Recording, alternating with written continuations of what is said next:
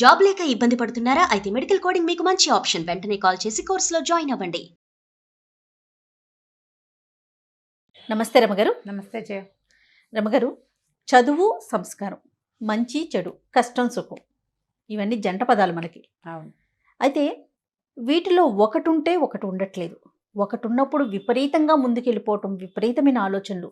రెండో దానికోసం కనీసం ప్రయత్నం కూడా చేయించలేకపోవడం.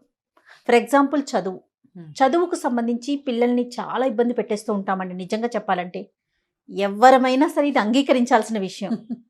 బాగా చదువుకో, మంచి మార్కులు రావాలి, వాళ్ళగా ఎంత కాదనుకున్నా కనీసం మన ఇంట్లో ఉన్న ముందు వాళ్ళతోనైనా కంపేర్ చేసేస్తూ ఉంటాం కదా.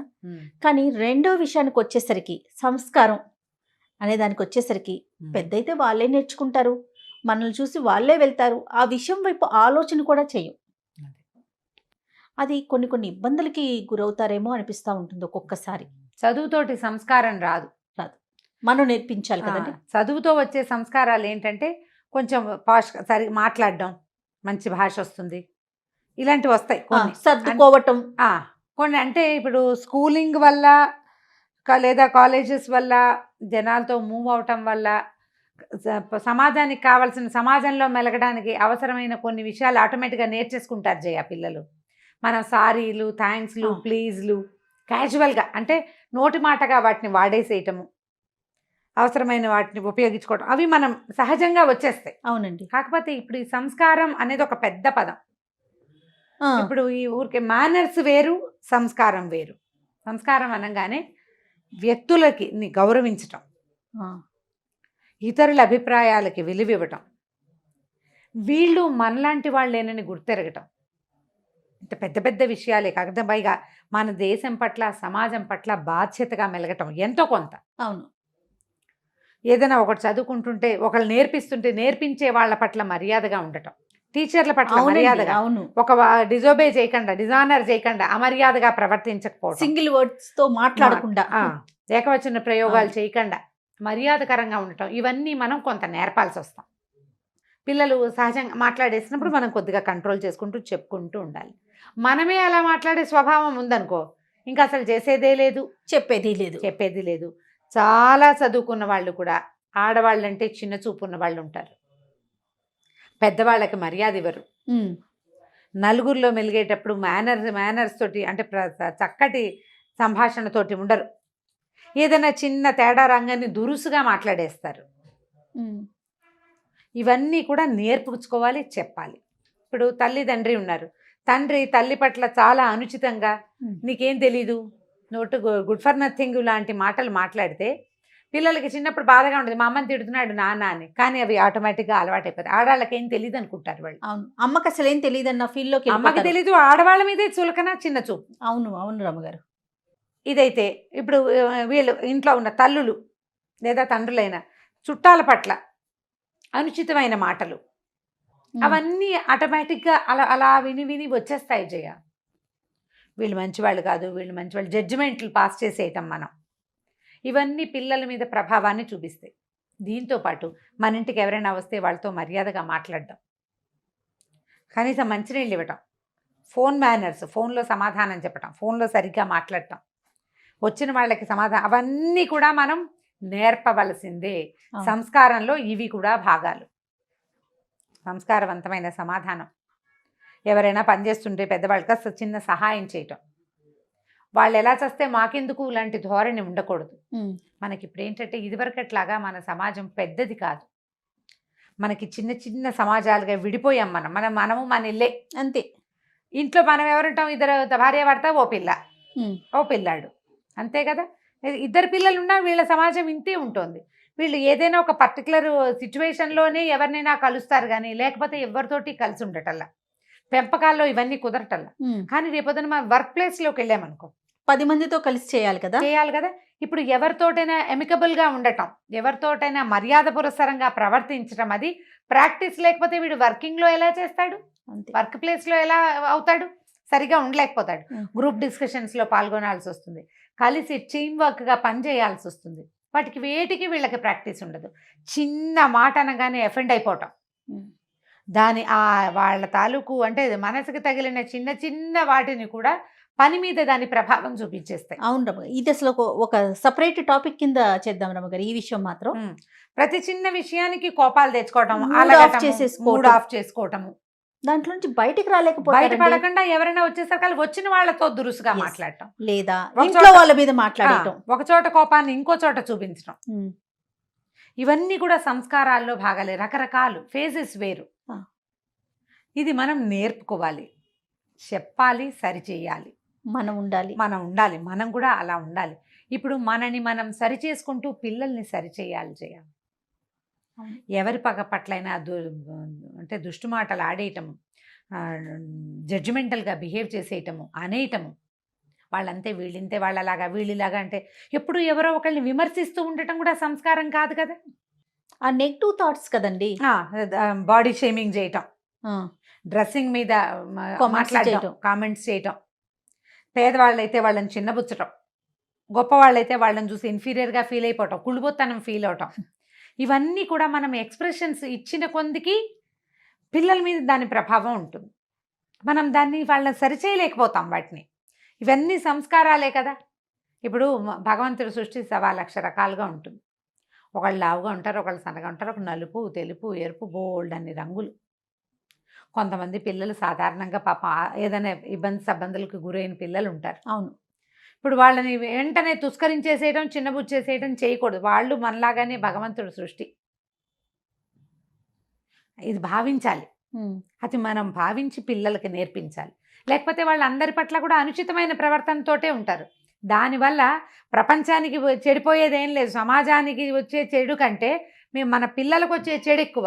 వీళ్ళకి స్నేహితులు ఉండరు, సమాజంలో నలుగురితో పాటు ముందుకు వెళ్ళలేరు, వీళ్ళు ఉద్యోగాల్లో ముందుకు వెళ్ళలేరు. వీళ్ళకి దురుసుగా మాట్లాడటము, బాడీ షేమింగ్ చేసేయటము, లేకపోతే ఆ చిన్న చిన్న వాటికే ఓవర్ రియాక్ట్ అయిపోవటము, చిన్న వాటికి ఓవర్గా రియాక్ట్ అయిపోవటం, సంతోషమైనా బాధైనా ఇవన్నిటినీ కూడా మనం ఎప్పటికప్పుడు చిన్న ఏజ్ నుంచి సెట్ చేసుకోవాలి, కరెక్ట్ చేసుకుంటూ ఉండాలి. మనం సరిగా ఉన్నామా లేదా అని, మనం సరిగా చేయగలుగుతున్నామా. పిల్లల పెంపకం బృహత్తర పథకంగా భావించద్దు.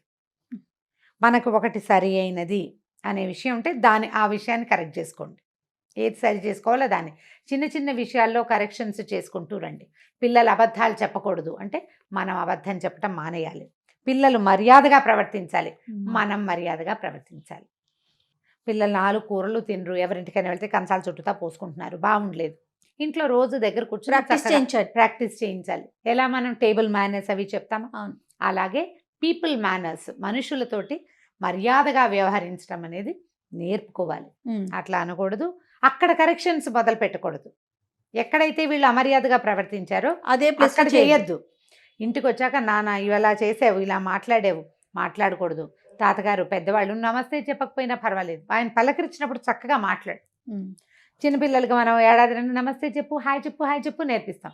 7-8 ఏళ్ళు వచ్చేసరికి ఇలా పోతాయి. అవునండి, ఏవో వచ్చేస్తాయి రకరకాలు. వీళ్ళు సిగ్గుపడిపోయే పిల్లలు కొంతమంది ఉంటారు, చక్కగా ఓపెన్ గా చెప్పే పిల్లలు ఉంటారు, అసలు చెప్పని పిల్లలు కూడా ఉంటారు. కొన్ని అలా చేయకపోయినా నాన్న ఇలా చేయకూడదు, కనీసం ఇలా ఉండాలి అని కరెక్షన్స్ చేసుకుంటూ రావాలి. ఎవరింటికైనా తీసుకెళ్ళేటప్పుడు వాళ్ళ వస్తువులన్నీ తీయకూడదు, ఇవన్నీ ముట్టుకోకూడదు, ఎక్కువ అల్లరి చేయొద్దు అని చెప్పుకుని తీసుకెళ్ళాలి. కొన్నాళ్ళకి ఎప్పటికో పిల్లలు పెద్దయ్యాక మెల్లిగా సెట్ అవుతుంది. ఇప్పుడు ఏంటంటే మన దగ్గర ఎక్కువగా సింగిల్ కిడ్స్ ఉండటం కూడా, దానివల్ల వీళ్ళకి ఏంటంటే వాళ్ళ మన్మాని అంతా నడిచిపోతుంటుంది. ఎక్కడ అన్ని చోట్ల నడవదు కదా, ఇంట్లో వాళ్ళు ఏదన్నా సాగుతుంది కదండి, ఏదన్నా సాగుతుంది. దాన్ని కొంచెం కంట్రోల్ చేయటం, కొంత కంట్రోల్. ఇంకొక విషయం రమ్మగారు, మీరు టీచర్గా కూడా వర్క్ చేశారు కదా, ఇప్పుడు ఇంట్లో అమ్మా నాన్న చెప్పేది ఒక లెవెల్ వరకు వింటారు, టీచర్ చెప్పింది ఎక్కువ ఫాలో అవుతారండి. అవును, నాకేమనిపిస్తుంది అంటే స్కూళ్ళల్లో కూడా చిన్న వయసు నుంచి పిల్లలకి ముందు సబ్జెక్టుల కన్నా జస్ట్ ఒక 5-10 మినిట్స్ ఇలా ఉండండి, పెద్దవాళ్ళతో ఇలా ఉండండి, లేకపోతే ఇంట్లో అమ్మ వాళ్ళతో ఇలా ఉండండి, మీరు ఇలా బిహేవ్ చేయండి, అలాంటివి విషయాలు మాట్లాడితే బాగుంటుందేమో. ఇప్పుడు స్కూలింగే లేదు కదా జయ. సరే, ఆన్లైన్ క్లాసులు అనుకుందాము. అది మామూలుగా మోరల్ క్లాసులు అవి ఉండేవి, ఇది వరకు మోరల్ స్టడీస్ ఉండేది. ఓ క్లాస్లో టీచర్ చెప్పేవాళ్ళు. ఇప్పుడు లేదు, లేకపోయినా కూడా టీచర్స్ టేబుల్ మేనర్స్ అవన్నీ నేర్పిస్తారు. కొన్ని చెప్తారు, చిన్న స్కూళ్ళల్లో బాగా జరుగుతాయి జయ. అవి పెద్ద క్లాసులకు వెళ్ళాక చేయకపోయినా చిన్న క్లాసుల్లో చెప్తారు. ఎవరో ఒకళ్ళు బాధ్యత తీసుకుని ఎప్పటికప్పుడు చెప్తూ ఉండాలి. మామూలుగా టీచర్స్ మీటింగులు పెట్టుకుంటారు, ఎలా క్లాసులు ఎలా హ్యాండిల్ చేయాలి. అలాంటప్పుడు హెడ్ మిస్టర్స్ కానీ హెడ్ మాస్టర్ కానీ ఎవరైనా స్కూల్ ప్రిన్సిపల్ కానీ ఇట్లా ఒక ఇనిషియేటివ్ తీసుకుని పిల్లలకి గుడ్ మేనర్స్ నేర్పించండి. వెల్ బిహేవ్డ్గా ఉండేటట్టుగా కిడ్స్ని. ఎందుకంటే తల్లి చెప్పేదానికన్నా అమ్మ చెప్పే కన్నా కూడా టీచర్ చెప్తే ఎక్కువ మా టీచర్ ఇదే చెప్పారని అంటూ ఉంటారు పిల్లలు. క్రమంగా క్రమంగా నేర్చుకుంటారు. మామూలుగా స్కూళ్ళలో ఏంటంటే అన్ని హ్యాబిట్ అలవాటు చేయిస్తారు. ఎలాగా అన్ని కాంపిటీషన్స్ పెట్టి ప్రతి పిల్లాడు పార్టిసిపేట్ చేయాలి. అవును, మస్ట్ అంటారు. దాంతో వీళ్ళకి అన్ని రకాల ప్రోగ్రామ్స్ అలవాటు అవుతాయి. వాటితో పాటు ఇలాగా బిహేవియరల్ ట్రబుల్స్ ఏమైనా ఉంటే పిల్లల్లో వాటిని కూడా టీచర్స్ కూడా కొంత ఇనిషియేటివ్ తీసుకుంటారు. టీనేజ్ పిల్లలు వింటారండి? కొంచెం చిన్నప్పటి నుంచి చెప్తే టీనేజ్ పిల్లలు కూడా వింటారు. స్కూల్లోనే అనేది కాలేజెస్లో అట్లా స్కూళ్ళల్లోనూ వింటారు. అందరూ వినరు. 50% 70% వింటారు. ఒక 30% ఎప్పుడూ ఉంటారు. ఎప్పుడూ కొంచెం కప్పగంతులు ఎప్పుడూ ఉంటాయి. అదే ఇంట్లో ఇంట్లో కూడా 4 పిల్లలు ఉంటే 3 వింటారు, ఒకడు ఉంటాడు, ఒకడు రెబల్. అందులో రెబల్స్ లొంగరు. నేను ఇలాగే ఉంటా, ఏమవుతుంది అంటారు. నేను హాయ్ చెప్పను, ఏమవుతుంది. నేను ఒకరిని హాయ్ చెప్పకపోతే ఏమవుతుంది. వెల్ బిహేవ్డ్గా చేయకపోతే అంటే మంచి గుడ్ మేనర్స్ బిహేవ్ చేయకపోతే ఏమవుతుంది. డీసెంట్గా ఉండకపోతే ఏమవుతుంది. పిచ్చ ప్రశ్నలు అడుగుతూ వేస్తారు. డీసెంట్గా ఉండకపోతే ఏమవుతుందో వాడు ముందు తెలుసుకుంటాడు. వాడు మిగిలిన వాళ్ళని చెడగొట్టకుండా ఉంటే చాలు. అంతే. చెడగొడతారు పిల్లలు, పక్క వాళ్ళని చెడగొడతారు. ఇవి జరుగుతూ ఉంటాయి. కాకపోతే మనం మానకూడదు, మనం చెప్తూనే ఉండాలి. కొంత ఏజ్ వచ్చేదాకా, కొంత వయసు వచ్చేదాకా పిల్లలకి మంచి మాటలు చెప్పుకుంటూనే ఉండాలి. సంస్కారాలు వాటంతటా అవి వచ్చేవి కొన్ని ఉంటాయి. పూర్వజన్మ సంస్కారం అంటాం దాన్ని. వాళ్ళంతటా వాళ్ళకే సంగీతం మీద ఆసక్తి, నాట్యం మీద ఆసక్తి, ఏదో ఇది కొన్ని పద్ధతులు అవన్నీ వచ్చేస్తాయి. కానీ మనం దైనందిన జీవితంలో సంస్కారాలని మనం నేర్పుకోవాలి, అలవర్చుకోవాలి. తప్పదు. బెడ్ టైమ్ స్టోరీస్ చెప్పేటప్పుడు ముందుగా ఇలాంటి మాటలు కొంచెం కాసేపు వాళ్ళతో మాట్లాడి నెక్స్ట్ స్టోరీ ఏదన్నా చెప్పదలుచుకుంటే స్టోరీలు కనుక అలా చెప్తే బాగుంటుంది, పిల్లలకి అలవాటు అవుతుందేమో. రైట్ రమ్మ గారు, థ్యాంక్ యూ అండి. నమస్తే. నోటి దుర్వాసన, చిగుళ్ళ నుండి రక్తం వస్తుందా? చల్లని తీయని ఆహారం తింటే పళ్ళు జివ్వుమంటున్నాయా? పై సమస్యలకు పరిష్కారం సెన్సోరా టూత్ పేస్ట్.